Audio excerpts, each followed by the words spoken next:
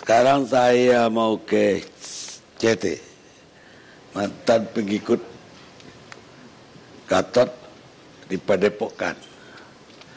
Baik, gimana ceritanya Anda sampai tersesat ke Padepokan itu?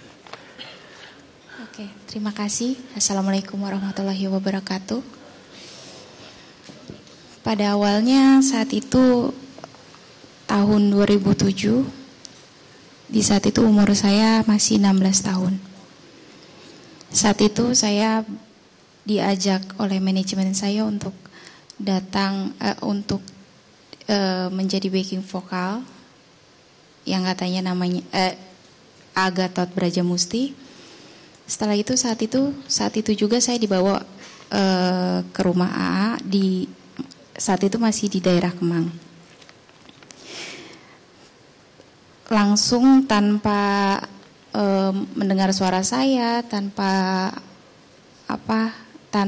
akhirnya saya langsung latihan di saat itu juga menjadi backing vokal AA. Kita langsung latihan. Lalu setelah latihan pagi-pagi jam 3 pagi saat itu saya diajak oleh AA langsung ke bus. Saat itu hanya saya berdua dengan AA. Saat itu langsung tidak lama AA langsung menawarkan saya aspat yang sekarang saya kenal dengan sabu. Dia terus memaksa saya karena saya tidak mau, memaksa sehingga, dan dia karena mungkin saya tidak mau terus, dia bilang juga jangan takut. Saya ini bukan istri dari Dewi Aminah. Saya itu suami. Saya itu masih bujangan. Saya tenang aja, jangan takut gitu. Saya lupa saat itu dia mengenalkan saya sebagai Uncle Jeb, yang saat Uncle Jeb itu di Padepokan tahu kalau dia adalah malaikat Israfil katanya, pencabut nyawa. Atau dia memperkenalkan saya sebagai jambir atau raja jin saat itu. Dia bilang, dia merayu saya, sepertinya dia merayu saya agar dia tahu bahwa saya tidak mau gitu. Akhirnya karena cerita itu, akhirnya setelah dia mencoba, dia mempraktekkan bagaimana caranya memakai sabu itu. Ya udah, akhirnya dia memberikan ke saya gitu. Setelah itu dia juga sempat mau mencium saya gitu di situ. Terus setelah itu tidak lama ya sudah saya percaya juga, saya akui saya mau dicium oleh dia saat itu gitu. Dan akhirnya 7 hari kemudian saya diajak AA untuk ke satu hotel, yaitu di Putri Duyung Cottage. Saat itu yang saya tahu dia bersama keluarganya dan saya pisah kamar gitu. Dan saat itu seperti biasa, karena saat itu juga saya sudah mulai mengenal AA itu bukan juga sebagai Gatot saja, tapi saya sudah mengenal dia yang bisa berubah gitu. Dia bilang saya ini bisa menghilang, saya itu butuh oksigen gitu. Setiap saya AA Gatot Brajamusti itu adalah seorang raja jin, dan dia sehari itu bisa bolak-balik ke sana. Dan ketika raja jin itu pergi, Gatot itu pergi ke raja jin sana, di dunia ini dia memerlukan piket. Dan piket-piket itu yang dimasuki oleh raja jin tadi, malaikat Israfil tadi, kadang malaikat Mikail, terus Nabi Hidir juga pernah datang gitu. Terus Tara katanya ratu di negeri jin sana gitu. Akhirnya ya sudah, karena saya bukan saya sudah entah karena saya sudah dipengaruhi juga oleh sabu itu, akhirnya sedikit saja ngomong saya percaya gitu.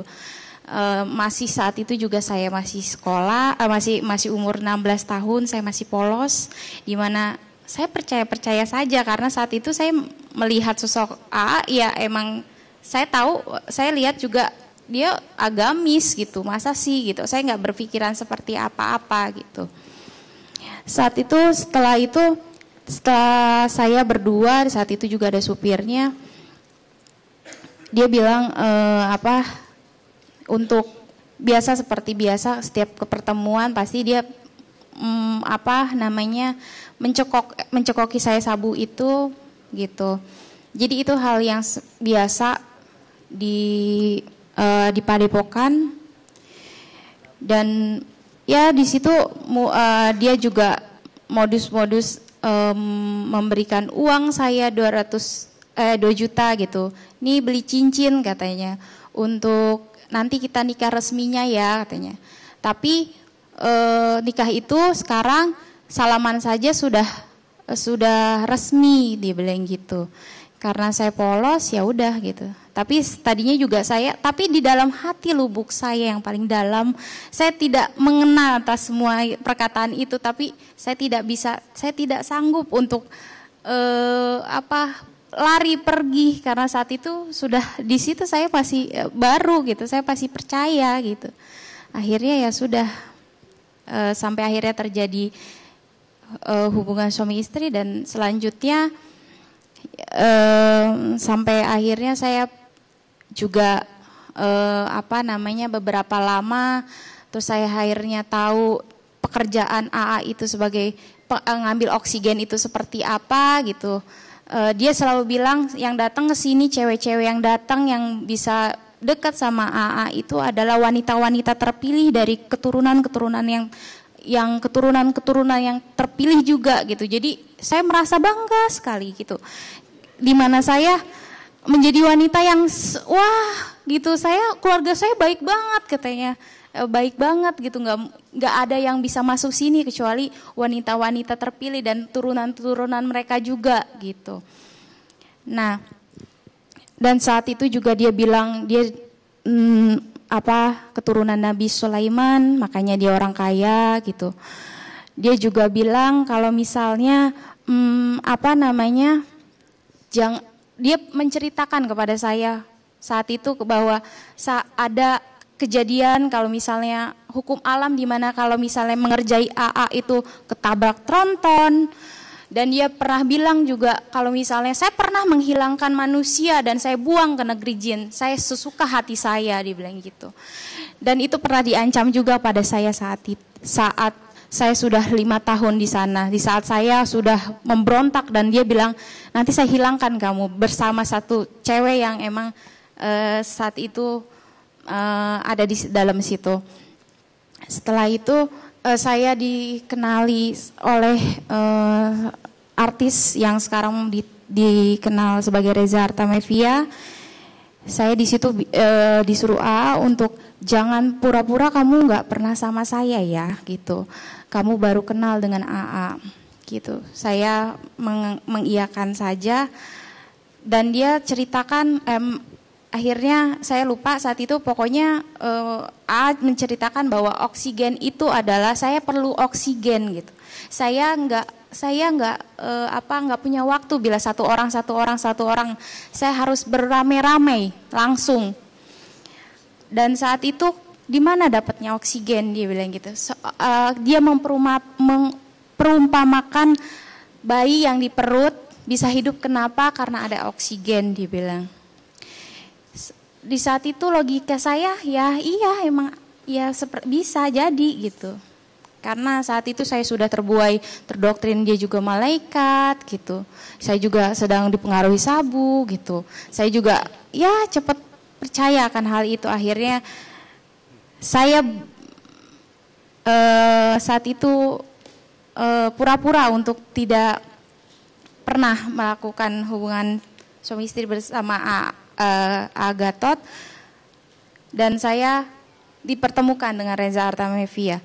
Saat itu akhirnya Reza Artamevia menjelaskan seperti yang saya sudah ketahui, dan akhirnya dia meminta saya untuk membantu menjadi habit, dia bilang gitu. Kita tandem. Katanya tandem itu bukan di sini aja, ada di seluruh dunia. Mari kita lakukan itu dengan kasih sayang, dengan penuh kasih sayang katanya.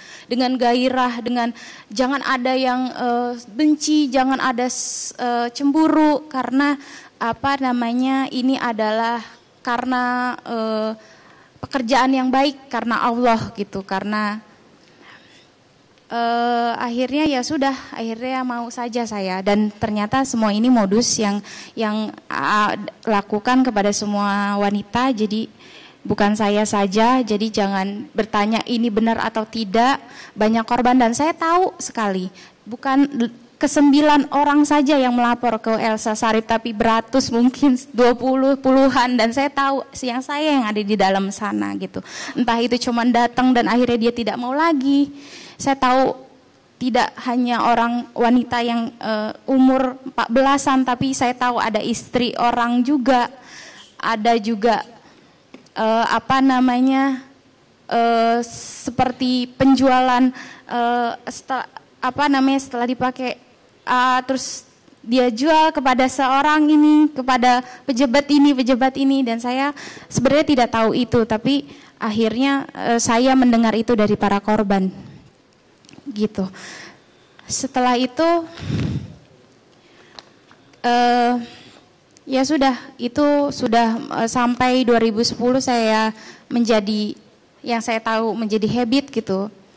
Tapi di hati kecil saya selalu saya mau, tapi saya tidak suka dengan keadaan itu gitu. Di saat saya disuruh striptease bareng-bareng, di saat 2 orang melakukan sesuatu hal seperti itu, tapi 2 orang itu harus berjoget-joget gitu.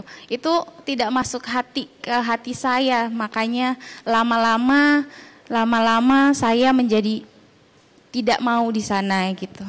Di 2010 itu tapi sebelum saya keluar, saya sempat 2010 itu saya sempat hamil, tapi digugurkan dari pihak AA, suruh digugurkan.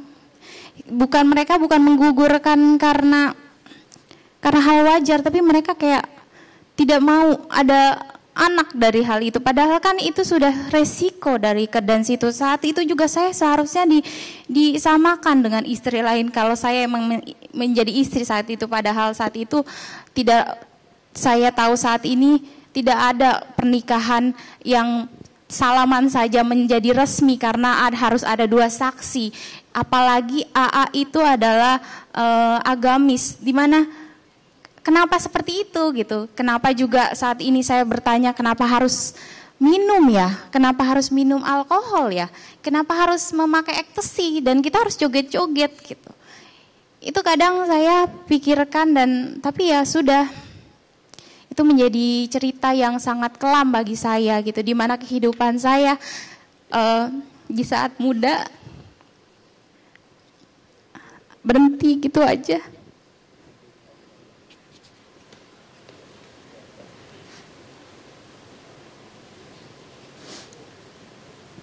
Dan saat itu juga saya bukan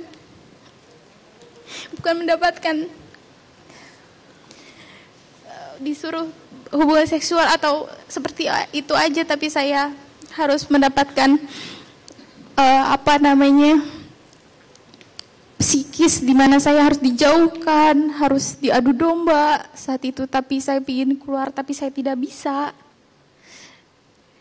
Saat ini kalau misalnya ada orang yang melihat saya mencari sensasi buat apa? Saat ini saya cuma ingin membongkar di mana ada sesuatu orang yang saya hanya ingin melihat, mencari perlindungan, mencari kebenaran, di mana saya ini manusia, saya ini anak wanita gitu, saya warga Indonesia, saya wajib lapor bila ada warganya yang meresahkan gitu, di mana saya dengar yang buat saya miris gitu, anak SD sudah menjadi korban, saya tahu gitu. Dan saya juga tahu gitu, pelaporan saya ini akan menjadi pro kontra di sana, tapi saya tidak. Saya mudah-mudahan saat ini di sini saya minta walaupun saya tidak ada barang bukti saat ini yang menguatkan saya minta pada para polisi, pada KPAI, kepada semua seluruh Indonesia untuk mendukung, untuk untuk melindungi saya dan tidak melihat sisi di mana saya mencari sensasi, tetapi di mana saya dan para korban merasakan. Saya bisa silahkan datangkan psikologi, psikiater, biar mereka melihat. Saya juga ingin disembuhkan, saya juga nggak mau seperti ini karena traumanya sampai saat ini masih. Baik, pertanyaan saya, apakah ketika pertama kali suami istri itu, hubungan suami istri, ada dalam keadaan sadar atau tidak? Saya sadar, tapi karena di situ selalu diojok-ojokan, karena kalau satu orang saya dengan cowok mungkin saya bisa menolak, tapi saat itu wanita banyak, ayo gitu. Dan dia bilang ini pekerjaan yang baik gitu, gimana saya nggak ikut gitu.